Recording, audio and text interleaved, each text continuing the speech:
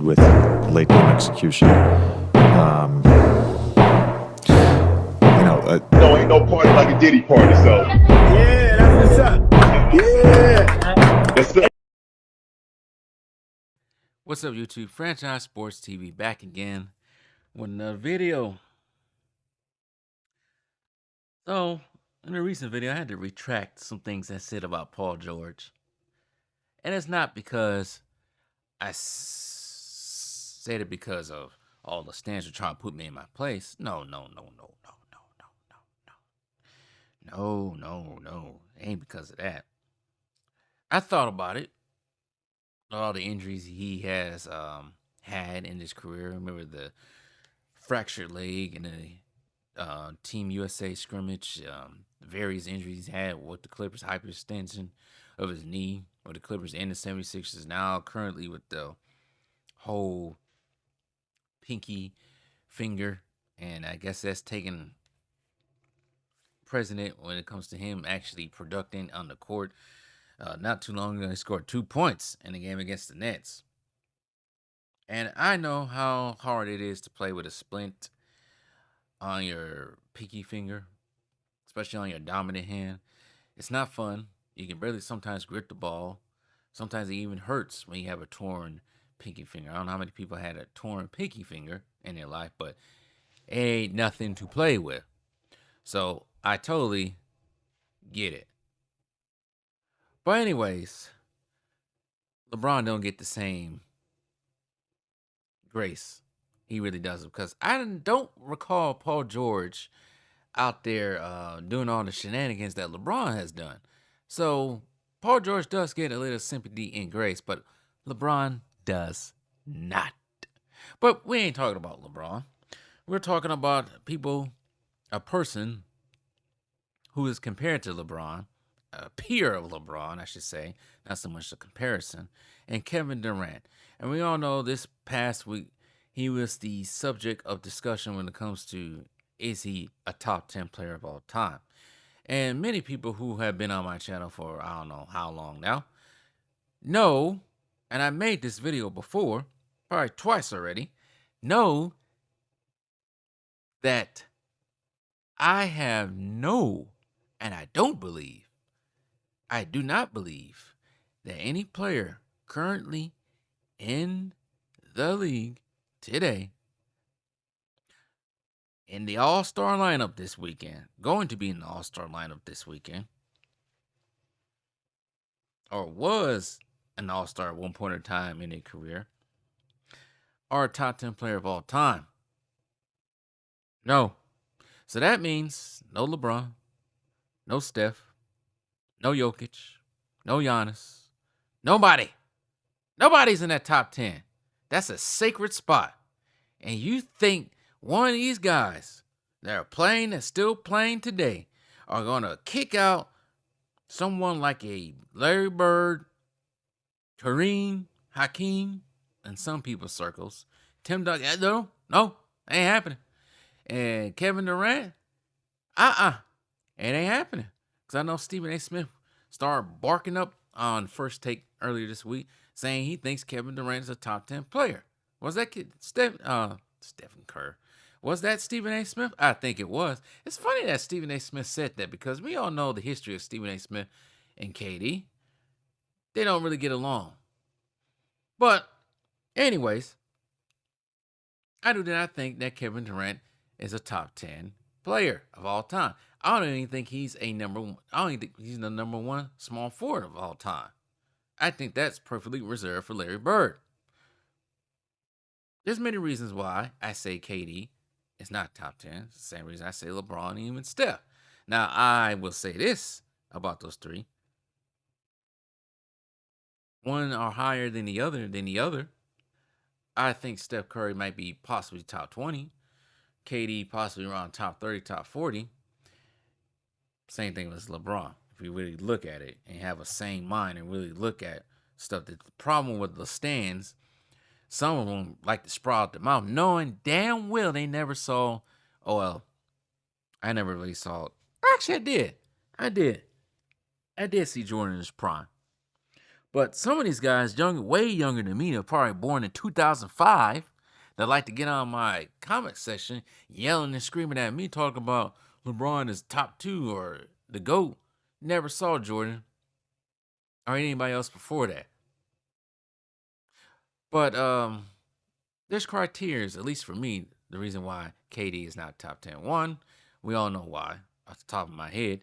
You cannot join a team that beats, I can't say beat your ass, but beats you, and then you decide to put your tail behind your legs and waltz up there and join them and get 2 rings.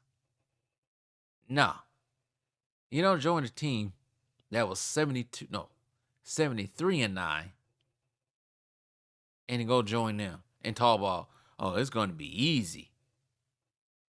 Oh, it's going to be easy. And was Stephen A. Smith the same person that said that Kevin Durant probably made the weakest move he ever seen from a superstar when that happened too? Funny how that turns out now. But that's one. Two, look what he's doing now. What is he doing now? What is KD doing now? Phoenix Suns are struggling badly. It seems like every year since they won that, you can say the same thing about the Bucks, but it seems like every year since they went to that NBA Finals, they have gotten worse and worse and worse. It's funny. This idiot, one of these Lestans said, I never talked about my own team. Act like my team was always winning.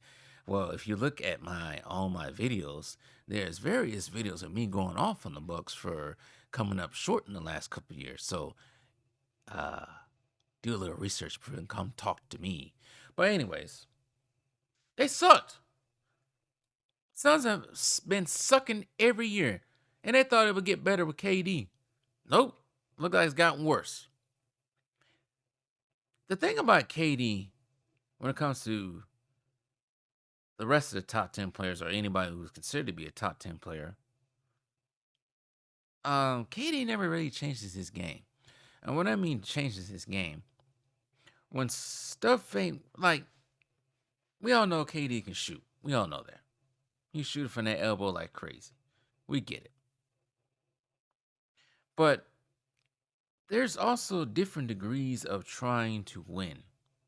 And what I mean by that, if your shot ain't falling, there got to be a different way to get involved in the game. I remember, for example, I remember this off the top of my head because it only happened 15 years ago. Game 7 of the 2010 NBA Finals. Kobe was not really shooting it well at all. He wasn't. But you know what he managed to do to ensure or find a way to help his team win? I think he got 16 rebounds that game. I think he scored 23 points and got 16 rebounds. I'm sure the field goal percentage wasn't great. Sometimes you have to dig in deep to get a victory. You just have to go the extra mile to get a victory. Sometimes even change your game up to get a victory. And I never really seen KD do that. And I think him going to I'm about to say OKC, him going to Golden State really hampered that. Yes, I'm sure he has had some great, fantastic games. One game I can remember off the top of my head, 2021 Eastern Conference semifinals, when he had 49 points against my Milwaukee Bucks. Sure. But the end result was still an L. The thing about the top 10 players, the people who are considered to be top 10 players, they did the little stuff to help their teams win. It wasn't just always, well, it was. Sometimes it went through them, but it just wasn't always the status quo of what you know that player. Sometimes they did extra stuff. If Jordan had to play point guard, so be it. You know? It's just a matter of just digging deep, changing your game up a little bit, in order to win, doing extra stuff, going the extra criteria, leaving it just all out there. I'm sure there was times when KD did it, but it just wasn't enough.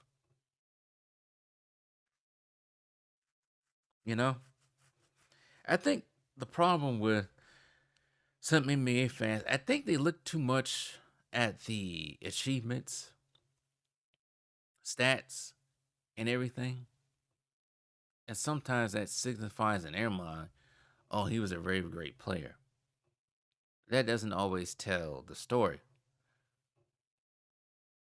I think people get it misconstrued what Kobe did too, because they always don't. Some people don't think he's top 10, top 15, not even top 20, which is utterly insane. Kobe did some things in order to help. He had sometimes even change his game, fit the style of play that Phil Jackson wanted. Sometimes you had to conform to a different style of play in order to win. Jordan even had to do that when the triangle offense was was put into the Chicago Bulls offense. Sometimes you just have to do different things to get your team to win, instead of just being, oh, this is me, this is forever gonna be. Sometimes you have to break out of that mode in order to get things done. Feel uncomfortable sometimes to get things done. And some of these guys, they never really did it. I guarantee some of the players that are considered top 10, they had to do it. Sometimes even take a step back. But I wouldn't expect young NBA fans to understand what I'm saying. And you look at KD sometimes, and when it's rough, you just never see anything different. You just never seen. This is another symptom of KD. The reason why he's not there is the leadership. He really shows no leadership. You know, it just seems like he's just going out there just playing. And everybody told him, oh, KD isn't a leader. That's the problem. He isn't a leader. I think in order for him to be successful, he needed a leader. And as much as I do not like him, Draymond Green was that type of person. And others, like David. Was David West on the team? Yeah, David West on the team. Others like David West, Barbosa. There was others to help motivate that team. And right now, they don't really have it. Devin Booker ain't it. Comes to the leader. KD ain't it. They really had Bradley Beal. Not really. Was Chris Paul? Yeah, Chris Paul was. Chris Paul did play with KD, right? Yeah, he did. They lost it. Traded him for Bradley Beal. That's why it's gotten even worse. As much as some people probably don't like Chris Paul, but Chris Paul, he's a difference maker for teams. You see what he did for the Clippers when he got traded there. You see what he's done with Houston. Houston's probably a bad example.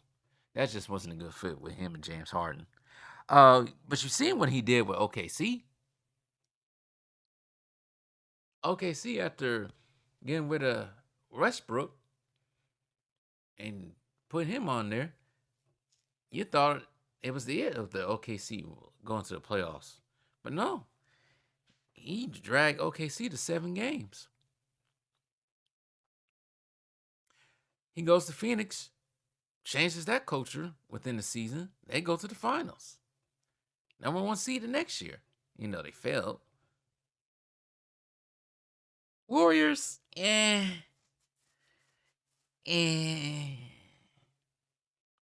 But now with the Spurs won 20 games all last season. And now I forgot what their record is now, but I think they're past 20 games. So the addition of having a leader like Chris Paul really does help. And KD needs that. He had that in Golden State. You kind of had it in OKC with Westbrook. As much as people don't like Westbrook, but Westbrook does have that type of quality. He don't have that now with the Suns. It's just not happening. And that's why they was banking on so much on Jimmy Butler, but I don't know how that would turn out anyway. And now they thinking about trading him away. Tell you the truth, I had to listen to some Suns fans. They ain't really want him anyway. They didn't want Jimmy Butler or even Kevin Durant to begin with.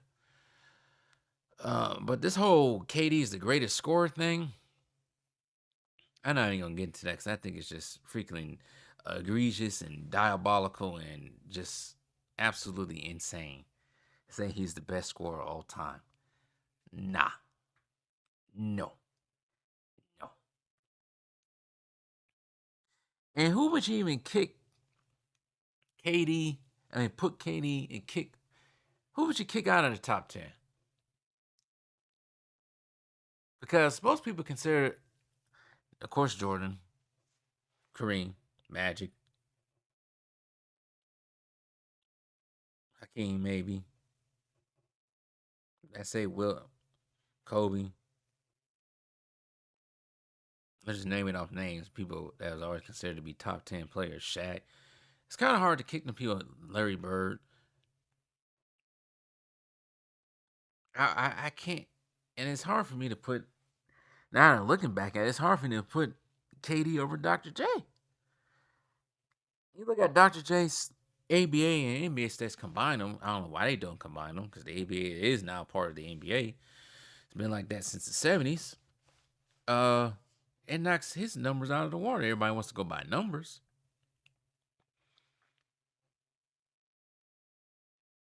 So, no. I say this, and I always said this about KD, but everybody getting their feelings when I talk about KD. Kevin Durant is a very good basketball player. I do say that. I think he's skills wise, he's better than LeBron.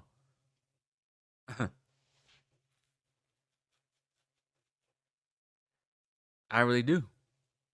Shoot, definitely shoot better than LeBron. Definitely dribble better than LeBron. But the only thing about him is it's just he did all this sucking and him, both of them just did all this sucking and driving, joining super teams. And I think once you join a super team like that, and you continue to keep doing it, which these two continue to keep doing later in their careers, it just, in my opinion, drags you down, and you can't really be in the top 10. Now, the thing about Stephen Curry, KD came to him. And after KD left, he won one more. Basically, with Clay and Draymond again. Where, as KD, like I said, he hasn't done anything since. He went to Brooklyn. No leadership over there. None whatsoever. James Harden ain't it. As much as I like Kyrie, Kyrie really ain't too much it like that. So, anyways, shout out to KD though. He's a very, very good basketball player. Hall of Famer. Definitely. Definitely Hall of Fame. First ballot. That's not even the question.